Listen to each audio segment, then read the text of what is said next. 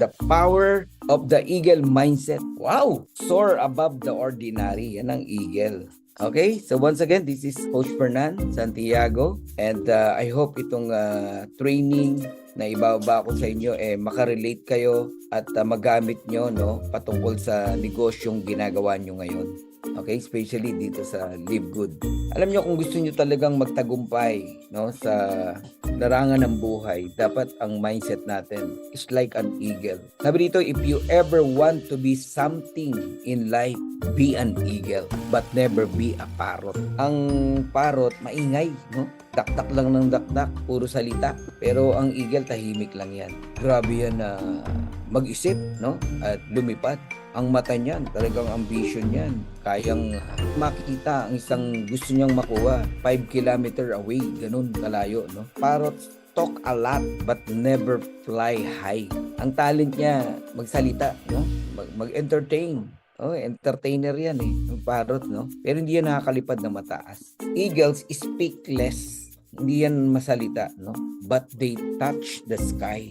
Yan ang masarap tularan, no? Yung eagle. Tahimik na nagtatrabaho pero, di ba? Talagang may napatunayan. May narating. Nakakalipad ng mataas. Hindi puro salita lang. Anong gusto nyo? Maingay, tahimik. Nakakalipad ng mataas o salita lang ng salita? Anong gusto nyong mangyari sa inyong negosyo?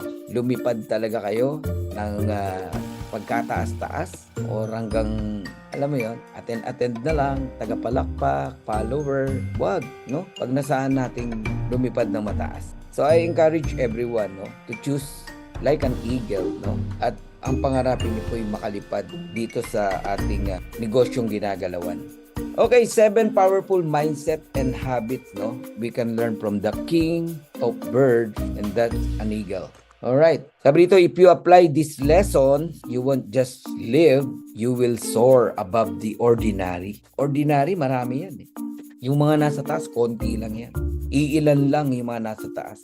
At gusto ko kayong dalhin sa taas. Gusto ko kayong hanguin, no? From ordinary to become someone, no? Na talagang blessed. Ang eagle po, no? Fly alone, no? Fly high. So, eagles don't fly with pigeons. Ang pigeons, pag lumipad yan, naku, sama-sama yan. Magkakasama yan pagka lumipad. Takot mag-isa. Feeling safe po kasi pagka may kasama sila, no? Wala silang confidence pag nag-iisa, no? Pero pag sama-sama sila, yan, malakas ang loob nila. Pagka kasi pinasok mo ang leadership, medyo parang konti ang nandyan dyan, no? Maring nag-iisa ka lang, 2 lang kayo, 5, 3, iilan lang kayo. Yung iba kasi natatakot doon. Mas feeling safe pag nandun lang sila sa baba. Ayaw magkamali. Okay? So, anong mindset lesson, no? Successful people don't need validation from the crowd. They follow their own clear vision. Ang eagles, independent yan. Confident and self-reliant. They trust their strength and ability. Hindi siya yung asa ng asa sa iba. Eagle fly alone, fly high. Pigeons dependent on numbers. They feel strong only when many are around. So another lesson, leaders are comfortable standing alone. Yan ang eagle. Marami pa, no? So, sanayin nyo po ang sarili nyo na talagang matuto, no? I'm not saying na huwag ka na makinig sa upline mo, pero dapat maranasan nyo po na maging isang leader na nagli-lead sa inyong team, sa inyong grupo. Hindi laging kayo ang nililid. Kasi ang kumikita po talaga sa ganitong industry, yung leader, yung talagang nagli-lead. Alam niya yung direction niya. Sabi nga, a leader knows the way, goes the way, and show the way. Hindi po pwede na habang buhay, taga-sunod lang tayo. Walang masama na sumunod. Dapat dumating ang time, maging leader ka, ikaw naman ang sinusunod ng mga tao. Nililid mo sila, ginagabayan mo sila. Di ba? Ibig sabihin, natuto ka na noon. Sa simula, lahat naman tayo, follower. Lahat naman tayo, nakikinig lang Di ba? Pero wag naman 3 taon na ang status mo, follower ka pa rin. Tagapakinig pa rin. Dapat nagsasalita ka na dito. Di ba? Nag-share ka man lang ng experience mo. O nag-go-host, nakikipag-participate. Ganun dapat. Alright? Sabi dito, stay away from narrow-minded people. Kasi usually, yung mga pigeon or mga tao na lagi gusto sa ibaba lang sila, ayaw umakyat, ayaw mag-step up. Yun po kadalasan mga narrow-minded people, no? Madaling masway, madaling mag-negative. Iwas tayo, no? Sa mga ganun tao. Kasi alam nyo, mahahawa ka madadamay ka Sabi dito, sometimes growth requires solitude, no? Minsan mas maigi na mapag-isa ka mas nakakapag-isip ka, mas nakakapagplano ka, at mas nangangarap ka, no? Because that's where you truly discover who you are. Makikita mo talaga yung sarili mo. Kaya by experience, no, pag naranasan nyo na mapag-isa, kahit may mga kapatid ka, may relatives ka, pero alam mo yun, nakipagsapalaran ka, mag-isa ka lang. Kagaya ng mga OFW, no, mga nakipagsapalaran yan. Kasi not everyone who walks with you is meant to fly with you. Honestly, nung bata pa ako, naisip ko lang, no, ang dami kong barkada, dami kong kaibigan. Ngayon, ni isa sa kanila, hindi ko na barkada. Wala na sila sa buhay ko. Hindi ko na sila nakakausap. Yung buhay ng tambay, ang dami kong ganyan na mga kasama. Kung mananatili ka, nakasama mo sila, hindi ka makakalipad. Hindi ka makakaalis sa buhay mo na kinagisnan. Yun yung ibig kong sabihin, no? Kung ikaw ay tinadhana talaga na lumipad at kumuha ng iyong pangarap, talagang darating ang time, meron kang mga taong iiwan. Usually, una dyan yung mga barkada mo na wala naman na itutulong sa'yo para umasenso ka. Dapat meron kang crystal and clear vision like an eagle. Yan ang isa pang talent, no? And attitude ng eagle. Pag meron siyang nakitang pagkain, 5 kilometers away, kitang-kita niya na yun. Ang matindi, kahit may mas malapit sa kanya, nakapokus lang siya doon sa kikita niya. Hindi siya nasusway ng ibang distraction. Kahit meron na sa kaliwa na mas madali niyang makuha na pagkain. So they aim high and fly at great altitude where few birds can go. When an eagle locks its vision on prey, it never gets distracted. Madali ka bang madistract? Or focus ka sa vision na nakikita mo? Kung talagang nakalock yung vision na yan, you never get distracted kahit anong mangyari. So set your goal clearly. Kailan mo talaga gustong makuha yung diamond rank mo? Kailan mo talaga gustong makuha yung first 1 million pesos mo na income? Ganun dapat. Set your goal clearly. Hindi pwedeng magulo kasi pag magulo, ang hirap tumakbo, ang hirap ng direksyon Dapat tayo, malinaw sa atin yung direction natin. Yeah, hit the mark. Hit the mark. Dapat matumbok talaga natin yung target natin. Hindi dapat natin ma-miss yung mark. So once you decide what you want, pursue it relentlessly. No excuses, no detours. Pag sinabing hanapin yung 5, hahanapin mo talaga yan. Whatever it takes. Dapat nga bibilisan mo yan Alright. Sabi dito, a distracted mind never reaches great heights. Totoo yan. Kumidlat lang, ayaw mo nang lumipad, no? Bumagyo lang, tago ka na sa puno. Tago ka na sa kisame. Kasi may distraction Ito, magandang learning to, guys. Eagles don't feed on dead things. The dead behind. Hindi kumakain ng eagle ng mga dead things, no? Fresh yan, kinukuha niya. Diba, sa dagat, may nakita siyang fish, magugulat ka, sisisid yan, o bababa yan. Dadakmain yung fish na nakita niya. Nakita niya na yon. Malayo pa siya, 5 kilometers. Sipin mo, no? Tatargetin niya, kakainin niya. Pero merong nakakalat na mga dead things. Naku, wala, hindi niya papansinin yan. Masela ng eagle din, no? Eagles don't feed on dead things. Ano yung nire-represent ng dead things dito, no? Yung mga past, mga lumipas na, no? Na pangyayari sa buhay natin. Huwag niyo nang balikan. Huwag na. Lahat ng mga hindi maganda na nangyari sa buhay mo, huwag mo nang balikan. Oo. Pulutin mo yung aral, yes, pero babalikan mo pa. Hindi ka makaka-let go. Forget the past. Your past is dead. Don't keep feeding on it. Nangyari sa amin yan, coach, no? Coaches, kung ako nabubuhay sa past, baka wala ako sa Live Good. Diba? Alam niyo naman yung nangyari sa amin. Dumaan ng pandemic. Nawala yung bahay namin sa Quezon City, pati yung condo namin.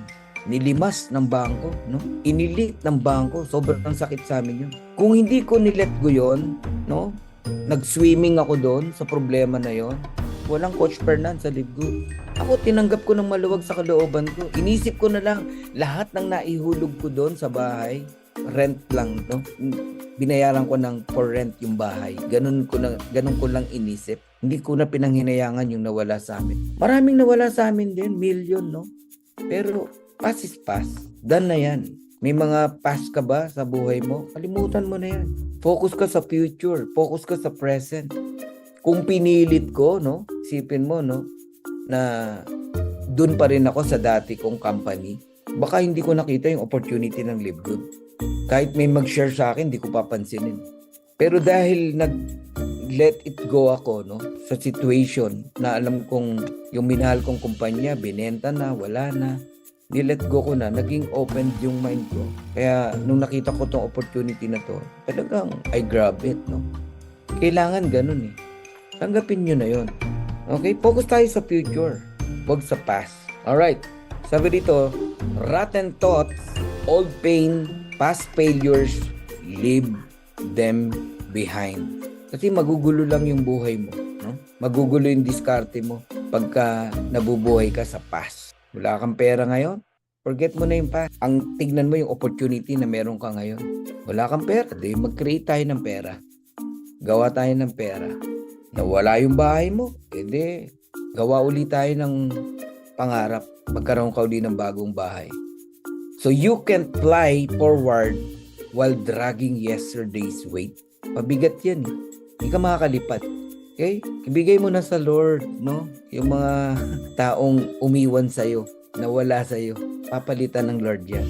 I-let go mo na. Iniwan ako ng leader ko eh. Yung dati kong silver, wala na. Yung dati kong gold, wala na. So what? Ang daming tao, di ba? Dapat nga matuwa ka, wala na siya kasi hindi pala kayo meant to be, no? Na magsama ng matagal. At least hindi na masasayang yung oras mo para alagaan siya, turuan siya, di ba? I-invest mo sa iba yung effort mo, yung knowledge mo. Ganun yun. Hindi walang nangyari sa paglilive good mo. Kasi marami kang natutunan, maraming nag-improve sa buhay mo. Panalo ka pa rin. So, eagles embrace the storm. Nagre-represent yan ng mga pagsubok, no? Or problem. Eagles embrace the storm while other birds hide from storm. Eagles rise above them, no? Pag umulan, ang mga pipit nasa ilalim ng kisame yan. Nasa ilalim ng mga punong makakapal ang dahon, no? Magtatago sila. Pero ang eagles rise above them. Lumilipad siya ng mas mataas sa storm. So problems are not punishment. They are preparation. Whatever happened, no? Or whatever situation you have right now is just a preparation para sa mas mataas na antas ng paglilive good mo, no? So every challenge carries an opportunity for growth. Yun yung pulutin mo. Ano ang natutunan ko? Anong opportunity meron dito sa challenge na meron ako ngayon? Diba? Natuto kang mag-handle ng pera kasi dati bulagsak ka sa pera. Diba? Gastos dito, gastos doon, pautang dito, pautang doon. Natuto ka ngayon. Kaya pansamantala, kinuha ng Lord sa'yo eh. Kasi di ka marunong mag-handle ng pera. Kayo po ang mas nakakaalam ng mga problems na meron kayo na nagdaan. Pero sabi dito, problems are not punishment. It's just a preparation. Piniprepare ka lang ng Lord. Gusto ka niyang tumibay. Gusto ka niyang matuto. Opportunity for growth. Yun po yun, no? Ganda, no? So, imbis na magtampo tayo sa nangyari, tignan natin yung opportunity for growth. Ito, paalala. No growth in comfort. Comfort is the enemy of greatness. Baka nasa comfort zone ka pa, kapatid. Kaya yung 5, hindi mo pa rin nakikita hanggang ngayon. Leadership, courage, independent, focus, and ambition. Yan ang nire-represent ng eagle. Pigeons represent comfort zone. conformity and fear of standing out. Hanggang ngayon, takot mag-prospect. Hanggang ngayon, takot kumausap ng tao. Hanggang ngayon, takot mag-present ng marketing plan, ng business. Hanggang ngayon, takot mag-share ng opportunity. Talagang di mo makikita yung 5 mo. You're in a comfort conformity, comfort zone. Masarap sa comfort zone pero hindi ka lalaki. Walang pag-unlad. Comfort is the enemy of success, of greatness. Ang mga sisiw na eagle, no? Kapag baby pa yan, malambot yung nest niya, no? Yung kanilang pugad.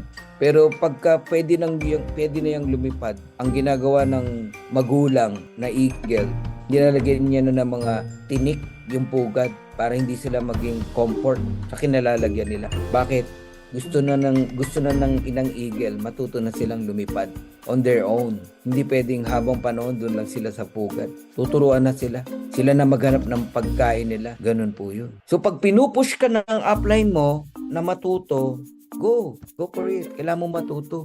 Pinupush ka ni Coach Fernan na hanapin yung 5, huwag ka magagalit. Para sa iyo. Pinupush kitang magsalita. Simula ka man lang sa hosting. Hanggang sa nagtotok ka na. Nagpe-present ka na ng business. Payagan mo si Coach Fernan na i-push ka. Payagan mo, apply mo na i-push ka. Kasi gusto namin makalipad ka na eh. Hindi po pwede na habang panahon nandyan ka sa baba. Kasi maniwala po kayo, walang yumaman na nasa baba. O habang buhay ang gusto nasa baba. Ang yumayaman, yung naghahangad pumunta sa taas. Pag sinabing nasa taas, dapat makilala ka, magsalita ka, mag-talk ka, mag-share ka. So, comfort feels good today, but it steals your future. Masarap, mahiga, matulog ng mahaba, manood ng Netflix, ng basketball, mag-browse sa FB. Comfort yan eh. Kumain ng luto ni nanay, ni tatay. Comfort feels good today. It is still your future. Magugulat ka na lang, tapos na naman ang 2026. Napansin nyo, parang dumaan lang yung 2025. Tapos yang ka pa rin. Wag na tayong pumayag.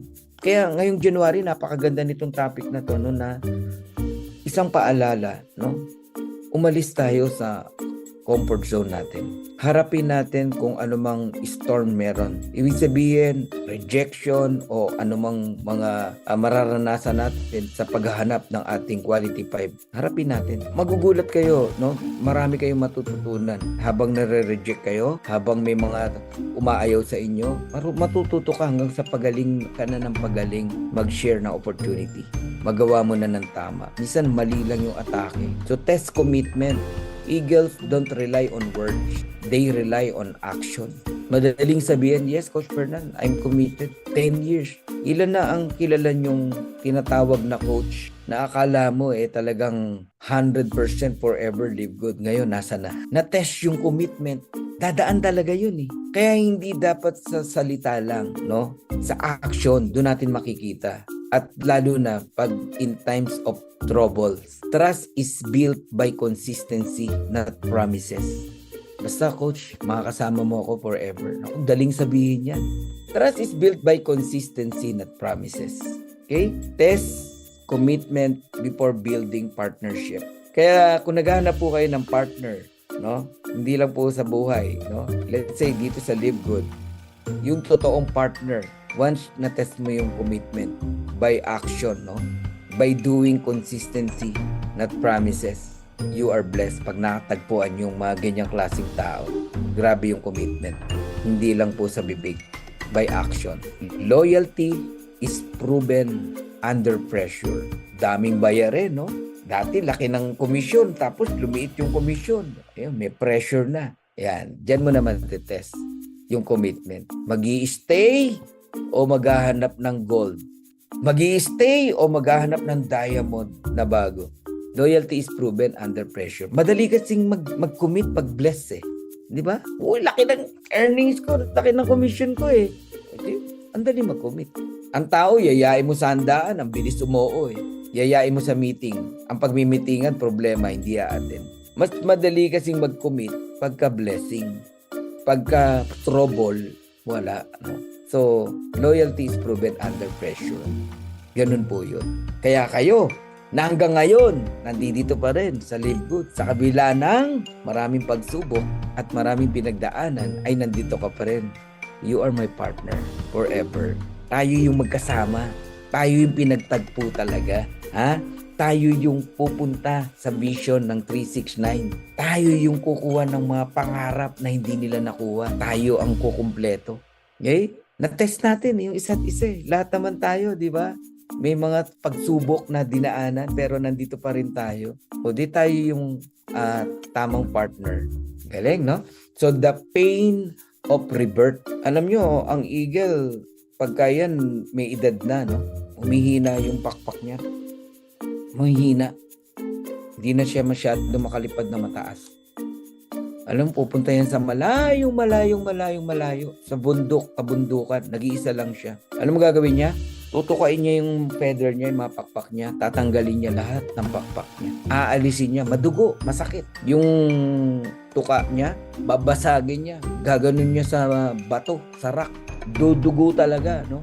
Hanggang sa mabasag yung kanyang tuka. Tapos, lagas yung pakpak. Nang mahabang panahon, nag-iisa lang siya. Pero, pagdating ng tamang panahon, no? Ito yung tinatawag na the pain of rebirth. Alam nyo, babalik uli, tutubo uli yung kanyang bagong mga feather, pakpak, tsaka yung kanyang tuka. Lilipad uli yan, mas mataas pa kaysa dati. Pero masakit. Napakasakit, no? The pain of rebirth. Yung babaguhin ka ng ganitong system, no? Mga dati mong nakagisnan sa pamilya mo, yung poor mindset, yung mga nakagisnan mong pera para lang yun sa mayayaman, no? Mga limiting belief, alam nyo, lahat ng nakagisnan mo, babaguhin mo yan. Mahirap yun, ha? Barkada mo, aalisin sa tayo. Mahirap yan. Transformation is painful. But staying the same is deadly. Yun ang nakakatakot. Di bali ng masakit. Basta magbago, no? Mabago yung buhay natin. Dami kong kaibigan na wala. Alam mo yung kaibigan na kala mo hanggang pagtanda, kasama mo, pero hindi pala, no? Hindi pala ganun. Maraming aalisin sa'yo, eh. Ang ganitong opportunity, no? Ang MLM, marami ka talaga matututunan dito. So, growth requires sacrifice. Meron kang mga isa sa alang-alang, meron kang tatanggalin na mga kultura, na mga nakagisnan mo, nakagawian mo, nakasanayan mo to become new. The old version must die. Kailangan talaga mabago. Mabago yung ikaw. Okay? Kailangan nating alisin yung mga toxic habit, no? And toxic habits. Ano ba yung mga toxic habits natin sa buhay natin? Alisin na natin yun. Halimbawa, dati kang wala kang ginawa kundi uminom ng alak, magyosi, tumambay, maglaro ng video game, Ragnarok, o kung ano man. Marami na-addict sa ganyan, eh, mga larong games, no? And toxic habit, anong meron kayo niyan? Alisin nyo na yan. Tapusin nyo yan. And limiting belief, mamaling paniniwala. Mahirap lang kami, kaya ito lang buhay namin. No. Ang mga magagandang bagay sa mayayaman lang. Ang sasakyan para lang yan sa may pera. And limiting belief. Ba't ako mangangarap, mahirap lang kami. Alisin nyo na yan, baguhin nyo na yan. And relationship that keep you grounded, yan ang mabigat. Oo, kung kinakailangan, nagiging hadlang sa pag-asenso mo, pag-unlad mo, end it. Diba? Di pa kayo mag-asawa, bawal yan. Daming pinagbabawal sa'yo, diba? End it. Basta papunta sa dreams mo, sa pangarap mo, at makakahadlang, end it. No pain, no growth, no new life.